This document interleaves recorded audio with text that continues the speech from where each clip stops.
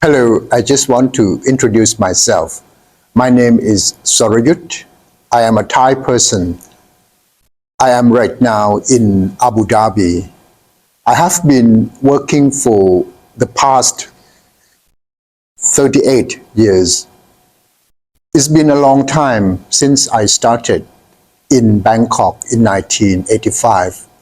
I was born in Udon Thani in the northeast of Thailand. It's about 500 kilometers from Bangkok. When I was born, the war was raging in Southeast Asia and around Thailand. So Udon felt the impact because we were having GIs and American air base in Udon and other provinces. Apart from that, there was communist insurgency going on in Udon in the northeast and throughout Thailand. But Udon itself was the epicenter of this insurgency. It took the Thai government for quite some time to figure out how to defeat the communists.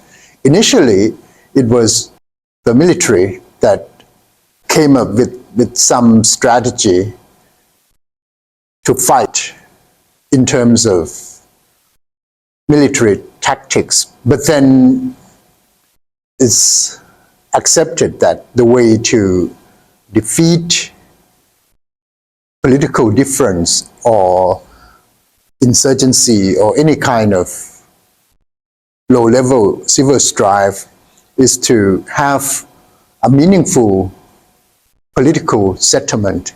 And then the Thai government came up with some form of settlement. We invited or allowed communists to come out of the forest and settled in town to live the life peacefully. That's how Thailand overcame communism. So I was a kid and everything was kind of like in turmoil then because we were not so sure if Thailand would survive, and it was a difficult period in Thailand. But after that, when the Cold War finished, we put our heart into something else, into developing the country. And for me, my father, he was a teacher.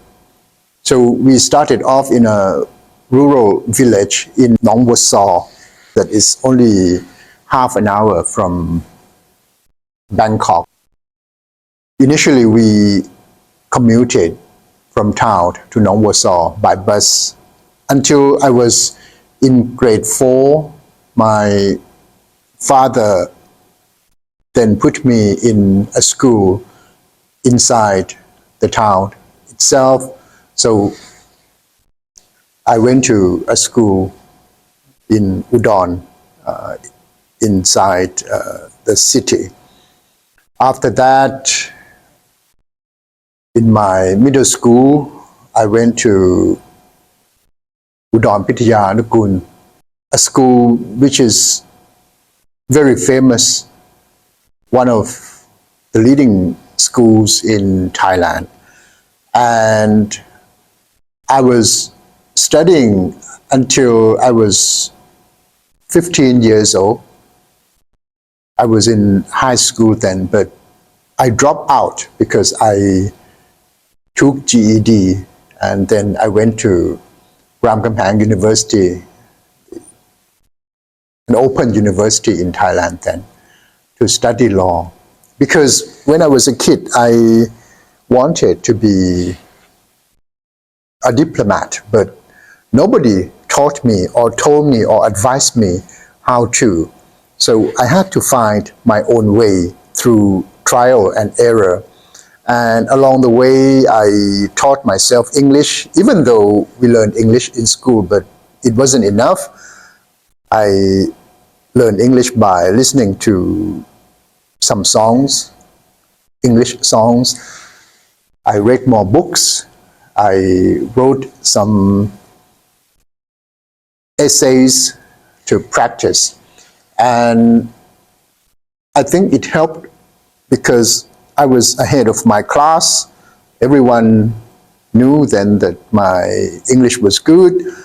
And when I went to Ramkhamhaeng to study law, I finished within 2.5 years. It's very fast indeed. I think that is the record. Nobody has beaten me yet on that. That is the fastest time that anyone could finish in Ramkhamhaeng University. So after I finished, I joined Foreign Service because it was my dream, and I went to apply. I took a written exam and I passed written exam and had to go through 2 interviews, one inside the ministry and then another one outside of the ministry. We had to go for field trip, and the interview was done in, I believe it was in Hua Hin. So after I passed that exam, I got accepted into the ministry, foreign ministry, in 1985. So started from there. I was in the legal department because I studied law, and the first time when I went in as a junior recruit, you didn't have to do so much. You just learn from your senior. They would teach you how to write, how to behave, how to submit your file, and that's it. So after that, I rotated to another department. I was in the economic department for about 2 years. Along the way, I took the time off to ordain as a monk in Udon Thani. So I went back for 3 months to ordain and practice Buddhism in the forest. And after that, I came back, and then I got the opportunity for foreign training. I went to Australia for 3 months to do foreign service training. And after that, I got overseas assignment to Hong Kong for 4 years. It was an eye-opening opportunity because one would never thought that one would stay in a foreign country for a long time. I remember when the plane touched down, I felt quite lonely. How could I survive in the foreign land for 4 years? After Hong Kong, I went back to Thailand, and then after 2 years, along the way, I got the opportunity again to attend a UN meeting in New York for 3 months. And after that meeting, I went to another posting in the Czech Republic. And I spent 4 years in the Czech Republic. After the Czech Republic, I went back to Bangkok again, this time for a long time, for 6 years. I was the head of disciplinary action, and I had to investigate any wrongdoing in the ministry. And I got an offer to be Deputy Consul General in Shanghai. I gladly accepted the offer and spent nearly 5 years in Shanghai as the Deputy Consul General there, looking after consular matters, passports, visa, Thai people who need help. And after that, I went back to Bangkok and I went to Geneva to be part of the Thai mission to the WTO and spent 3 years. And this one I had to transfer to the Ministry of Commerce and be part of them. After Geneva, I went back to Bangkok to be Director of Legal Affairs and then shift to another legal office to do a more practical thing, going to court and so on. And after that, I was promoted to be Deputy Director General of the Consular Department, looking after passport, visa.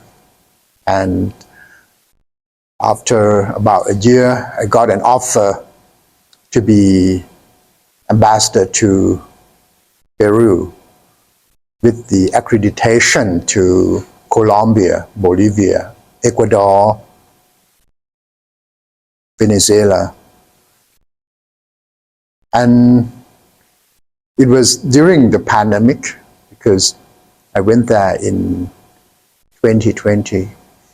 It was very challenging, but I managed to travel to all the countries to present the credentials. And after 2 years, I got an offer to be ambassador to the United Arab Emirates. It's a big change for me. I welcome that because to travel between Thailand and Latin America, it takes over 24 hours, whereas from here to Thailand is only 6.5 hours. In here, we have over 10,000 Thai people living in the United Arab Emirates. Some are in business, some work for others. We have some pilots working for different airlines. We have cabin crew. We have people working in spa. We have people working in restaurant. So many Thai people are coming here to take part in the success story of the UAE. But our number is still small compared to some of our friends like India, Pakistan, Bangladesh, the Philippines, so on and so forth. So 10,000 people is still very small. There is room for growth and working on that. I hope to work together with some friends here, both in the government and the private sector, to strengthen the relations, political, economic, trade, social, people to people between Thailand and the UAE. So this sums up my life story.